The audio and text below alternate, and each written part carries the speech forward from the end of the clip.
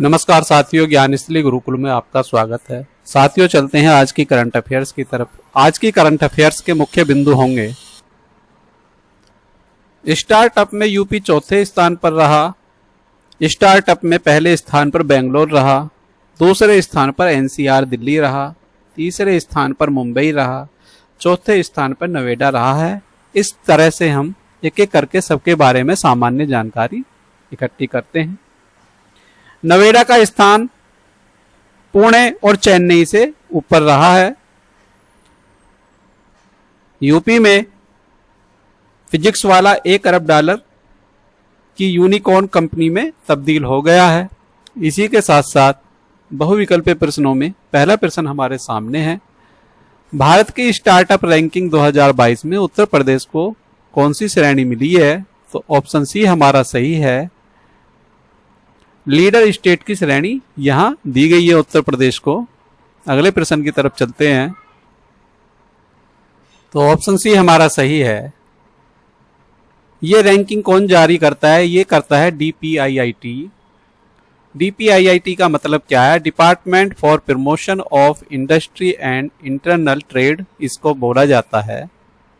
हिंदी में इसको बोला जाता है उद्योग और आंतरिक संवर्धन विभाग। इसका कार्य क्या होता है, इसके बारे में और सामान्य जानकारी। यह भारत सरकार के वाणिज्य और उद्योग मंत्रालय ministry of commerce and industry के अंतर्गत काम करता है। इसकी मुख्य जिम्मेदारियां औद्योगिक विकास, आंतरिक व्यापार, विदेशी निवेश, स्टार्टअप इंडिया को बढ़ावा देना, मेक इन इंडिया पहल को मजबूत करना, इंडस्ट्री पॉलिसी का निर्माण करना, ये सभी कार्य इसके होते हैं। इसी क्रम में अगले प्रश्न की तरफ चलते हैं। अगला प्रश्न, उत्तर प्रदेश सरकार की स्टार्टअप नीति 2020 का लक्ष्य कितने स्टार्टअप्स को प्रोत्साहित करना है? ऑप्शन सी हमारा सही है, 1 लाख को करना है। यूपी स्टार्टअप नीति 2020 का लक्ष्य 2025 तक 1 लाख स्टार्टअप्स तैयार करना है। अगले प्रश्न की तरफ चलते हैं। उत्तर प्रदेश में स्टार्टअप के प्रमुख हब केंद्र कौन कौन से शहर हैं? ऑप्शन ए हमारा सही है। लखनऊ, नोएडा, कानपुर, बनारस और आगरा, ये 5 शहर हमारे स्टार्टअप के प्रमुख केंद्र माने गए हैं। अगले प्रश्न की तरफ चलते हैं। उत्तर प्रदेश में सबसे अधिक स्टार्टअप किस क्षेत्र से जुड़े हैं? ऑप्शन बी हमारा सही है। IT, कृषि, स्वास्थ्य, शिक्षा, फिटनेक, इन सभी क्षेत्रों से जुड़े हैं। अगले प्रश्न की तरफ चलते हैं। 2023-24 तक उत्तर प्रदेश में कितने से अधिक पंजीकृत स्टार्टअप सक्रिय हो चुके हैं? 10,000 से अधिक सक्रिय हो चुके हैं। अगला प्रश्न, अगला टॉपिक है हमारा प्रधानमंत्री सेवा पर्व। प्रधानमंत्री सेवा पर्व एक विशेष अभियान है जिसे हर वर्ष प्रधानमंत्री नरेंद्र मोदी के जन्म दिवस 17 सितंबर से मनाया जाता है। यह कार्यक्रम आमतौर पर 15 दिन से 1 माह तक चलता है। इसका मुख्य उद्देश्य समाज सेवा, सहयोग, जन कल्याण की भावना को बढ़ावा देना होता है। इसमें मुख्य कार्य होते हैं स्वास्थ्य शिविर, स्वास्थ्य अभियान, रक्तदान शिविर, वृक्षारोपण अभियान, ये सभी कार्य इसमें होते हैं। इसका पहला प्रश्न हमारे सामने है। प्रधानमंत्री सेवा पर्व कब से प्रारंभ होता है? ऑप्शन बी 17 सितंबर से ये हमारा शुरू होता है। इसके बारे में सामान्य जानकारी, यह पर्व प्रधानमंत्री नरेंद्र मोदी के जन्म दिवस 17 सितंबर से शुरू होता है। अगले प्रश्न की तरफ चलते हैं। प्रधानमंत्री सेवा पर्व का मुख्य उद्देश्य क्या है? ऑप्शन सी समाज में सेवा, सहयोग, जन कल्याण को बढ़ावा देना इसका मुख्य उद्देश्य है। अगला प्रश्न, सेवा पर्व के अंतर्गत कौन सी गतिविधियां की जाती हैं?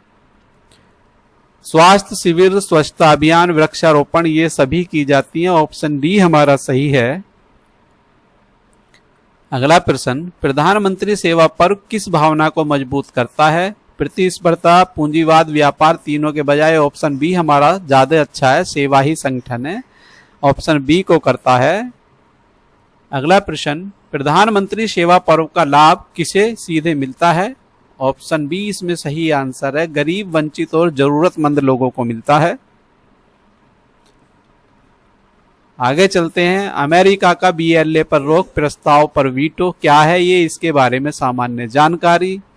संयुक्त राष्ट्र सुरक्षा परिषद UNSC में 15 सदस्य होते हैं, जिसमें 5 स्थायी सदस्य हैं, अमेरिका, रूस, चीन, ब्रिटेन और फ्रांस। ये तो इसके सदस्य के बारे में, इसके बारे में सामान्य जानकारी। इसके बारे में सामान्य जानकारी यह है साथियों, अमेरिका ने संयुक्त राष्ट्र में बलूचिस्तान लिबरेशन आर्मी BLA और उसकी आत्मघाती यूनिट मजीद ब्रिगेड पर प्रतिबंध के प्रस्ताव पर रोक लगा दी है। इस प्रस्ताव को पाकिस्तान और चीन ने मिलकर सुरक्षा परिषद की बैठक में रखा था। दोनों देशों के BLO को प्रतिबंध संगठन घोषित करने की मांग की थी। अब इस प्रस्ताव पर अमेरिका वीटो लगाने से पाकिस्तान और चीन की कोशिशें बेकार साबित हुई हैं, क्योंकि दोनों ही संगठनों पर पाबंदी नहीं लगाई जा सकी हैं। संयुक्त राष्ट्र सुरक्षा परिषद की बैठक में पाकिस्तान ने दावा किया था कि BLA मजीद ब्रिगेड, अल-कायदा और तहरीक-ए-तालिबान पाकिस्तान TTP जैसे आतंकी संगठन अफगानिस्तान की जमीन से काम कर रहे हैं और सीमा पार हमले कर रहे हैं। तो BLA साथियों यह है। इसके साथ UNSC से संबंधित अन्य जानकारी, इन 5 स्थायी सदस्यों के पास वीटो शक्ति होती है। किसी भी प्रस्ताव को पारित करने के लिए कम से कम 9 वोटों का होना जरूरी होता है। यह शर्त जरूरी है कि कोई भी स्थायी सदस्य वीटो न करे, मतलब वोट न डाले।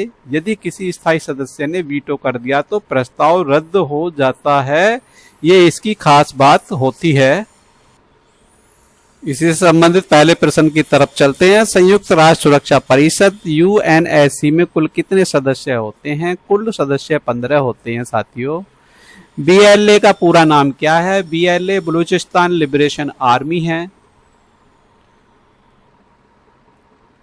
अगला प्रश्न, अमेरिका, रूस, चीन, ब्रिटेन और फ्रांस को UNSC में किस विशेष शक्ति से नवाजा गया है? यह है हमारी वीटो शक्ति। ये 5 देश हैं जिनके पास वीटो पावर होती है। ये 5 देश में से कोई सा भी एक देश पूछ लिया जाता है, इसका पता हमें होना चाहिए। इसके लिए एक आसान और सीधी सी ट्रिक है, इससे आप इन 5 देशों के नाम याद रख सकते हैं। देखिए क्या है,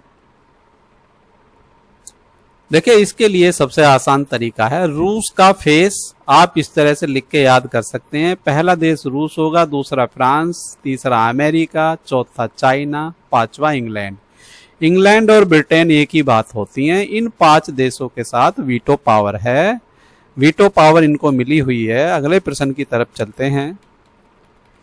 यदि किसी स्थायी सदस्य ने वीटो शक्ति का प्रयोग किया तो क्या होगा? स्थायी सदस्य वीटो शक्ति का पावर, देखो, प्रस्ताव स्वतः अस्वीकृत हो जाएगा। जिस प्रस्ताव में इन्होंने अपनी शक्ति का प्रयोग किया वह प्रस्ताव मान्य नहीं होगा। अमेरिका ने अक्सर किस देश से जुड़े प्रस्तावों को वीटो किया है? तो ये फिलिस्तीन और इजराइल से जुड़े हुए हैं। इसके बारे में और सामान्य जानकारी हम आपको बताते हैं। जब 1945 में संयुक्त राष्ट्र बना तब यह तय हुआ कि दूसरा विश्व युद्ध में जीते हुए और सबसे ताकतवर देश ही UNSC में स्थायी सदस्य होंगे।